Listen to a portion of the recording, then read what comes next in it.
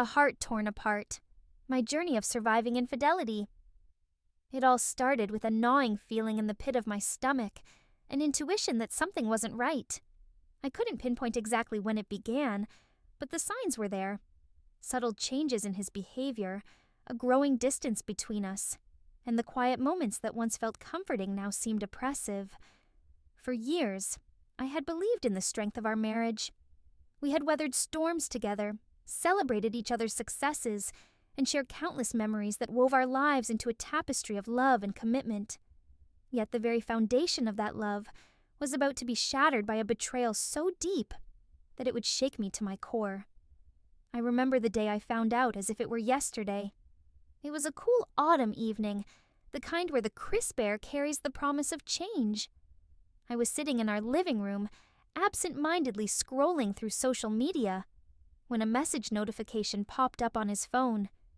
His phone, usually left carelessly on the coffee table, was now guarded with a passcode I had never seen before. My heart raced as I realized that the man I had trusted with my life was hiding something. Driven by a combination of fear and curiosity, I couldn't resist the urge to find out what he was keeping from me. I confronted him, my voice trembling as I asked for the truth. His initial denial quickly crumbled under the weight of evidence. Late-night texts, unexplained absences, and a trail of deceit that led directly to another woman. The pain of that moment is indescribable. It felt as though the air had been sucked out of the room, leaving me gasping for breath. My mind raced with questions. How long had this been going on? What did she have that I didn't? Why wasn't I enough?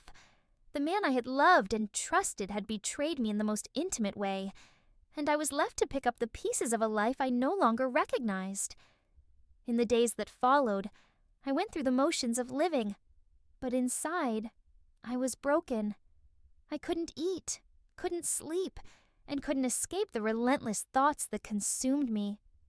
I replayed our conversations, our arguments, our moments of intimacy, searching for the signs I had missed. How had I been so blind?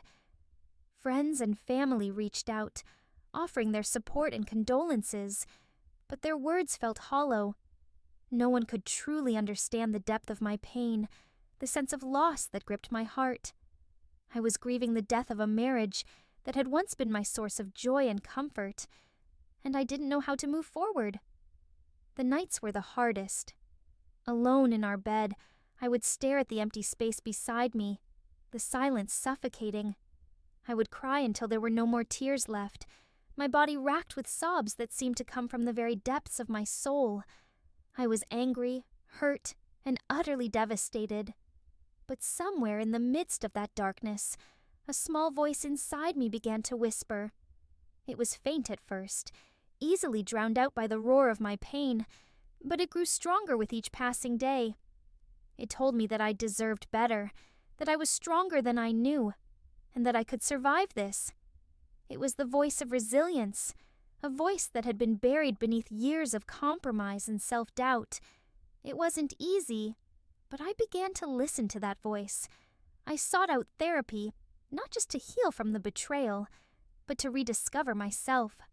I had spent so many years defining my worth through my marriage that I had forgotten who I was outside of it. Therapy became a lifeline, a place where I could confront my pain and begin the process of healing. Through therapy, I learned that infidelity wasn't a reflection of my worth, but a flaw in his character. It wasn't about what I lacked, but about his inability to honor the commitment we had made. I learned to forgive, not him, but myself. I forgave myself for the times I had ignored the red flags, for the moments when I had put his needs above my own, and for the years I had spent trying to be everything to a man who couldn't appreciate what he had. As the months passed, I slowly began to rebuild my life. I reconnected with friends, pursued hobbies I had neglected, and started to take care of myself in a way I hadn't in years. I found strength in the things I loved, writing, painting, and spending time in nature.